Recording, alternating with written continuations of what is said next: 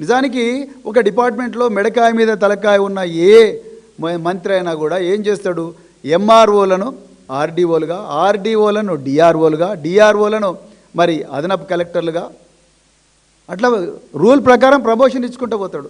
కానీ పొంగులేటి గారు మీ పాలనలో ఎంఆర్ఓలు డైరెక్ట్గా ఆర్డీఓలు అయిపోయినారు. ఆర్డీఓ పోస్ట్ ఉంటుంది, ప్రమోషన్ ఇవ్వరు, ఎంఆర్ఓ ఉంటాడు, డైరెక్ట్గా ఆర్డీఓ కూర్చుంటాడు. మీరు కీసరిలో పెట్టింది ఎవరిని? కీసరిలో పెట్టింది మీరు ఎంఆర్ఓని తీసుకొచ్చి ఆర్డీఓ సీట్లో కూర్చోబెట్టినరు. కొన్ని చోట్ల ఎంఆర్ఓలే డైరెక్ట్ డిఆర్ఓలు అయిపోయినారు. ఎంఆర్ఓ డిఆర్ఓ కావాలంటే కంపల్సరీ ఆర్డీఓ అయి తర్వాత డిఆర్ఓ కావాలి. అంటే మీ భూముల దాహానికి మీరు తెలంగాణలో ఉండే ఈ 10,000 కోట్ల రూపాయల విలువైన భూములు ఏవైతే ఉన్నాయో ఈ భూములను మీరు కైంకర్యం చేసుకోవడానికి ఎన్ని అడ్డదారులు వీలైతే అన్ని అడ్డదారులు తొక్కుతూ ఉన్నారు. స్పష్టమైన ఆధారాలతోనే మేము మాట్లాడుతున్నాం. ఇక్కడ చూడండి, మీరు 2026లో కూడా ఈ ట్రాన్సాక్షన్స్ జరిగినాయి, 2025లో జరిగినాయి, 2024లో జరిగినాయి.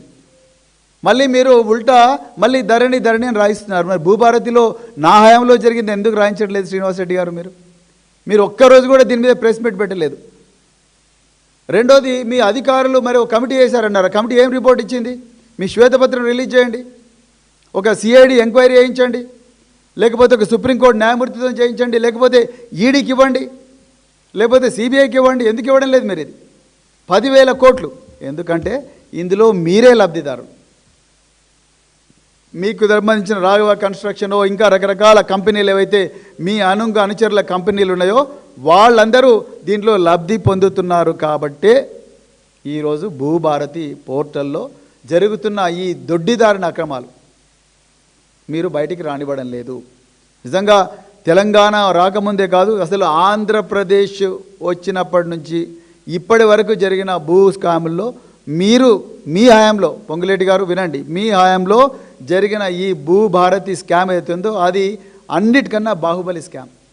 10,000 కోట్లు ఒక్క రక్తం చుక్క కారకుండా, ఒక్క మూడో మనిషికి తెలియకుండా మీరు సాఫ్ట్వేర్ చేంజ్ చేశారు. ఎందుకు ఒక్కరిని కూడా అరెస్ట్ చేయలేదు ఇంతవరకు? ఒక్క అధికారిని సంజాయిషి అడగలేదు ఎందుకు? ఎందుకంటే ఆ కీ మీ దగ్గరే ఉంది. ఇప్పుడు వేరే ఆప్షనే లేదు కదా శ్రీనివాస్ రెడ్డి గారు, వేరే ఆప్షనే లేదు. ఆ కీ మీ దగ్గరే ఉంది. మీరు చెప్పండి, ఆ కీ నా దగ్గర లేదని చెప్పండి. మరి ఎవరి దగ్గర ఉంది? ఎన్ఐసి అధికారులు మీ సంతకం లేకుండా, మీ అధికారుల సంతకం లేకుండా ఆ కీ ఓపెన్ చేస్తారా? ఎడిట్ ఆప్షన్ను ఎనేబుల్ చేస్తారా మీ సంతకం లేకుండా?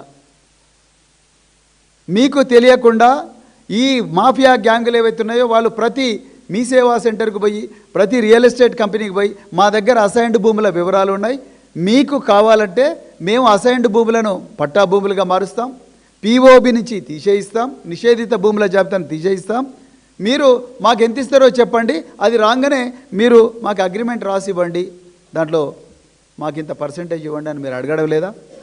ఓపెన్ చెప్పండి. ఎందుకు దీంట్లో దాపరికం?